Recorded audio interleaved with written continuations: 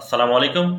যাদের অনবরত ঠান্ডা লেগে থাকে, যাদের শ্বাসটানে সমস্যা আছে, তাদের জন্য এই গোড়ার টিপসটা আজকে তৈরি করা হয়েছে। আপনারা শিখে রাখেন, খুব একটি পরীক্ষিত, কাজে আসবে।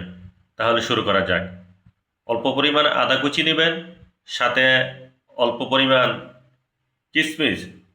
সকালবেলা খালি পেটে এটা চিবিয়ে খেয়ে ফেলুন। আপনারা 2 দিন খান, দেখবেন ইনশাল্লাহ ভালো রেজাল্ট পাইবেন। এক টাইম অথবা 2 টাইম করে ডেলি খাইতে পারেন। এটি খুবই কার্যকরী।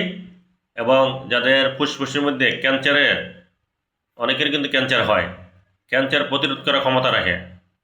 আপনারা ইনশাল্লাহ ঠান্ডার জন্য এটা যথেষ্ট পরিমাণে কাজ করে, আমরা খাই দেখতে পারেন।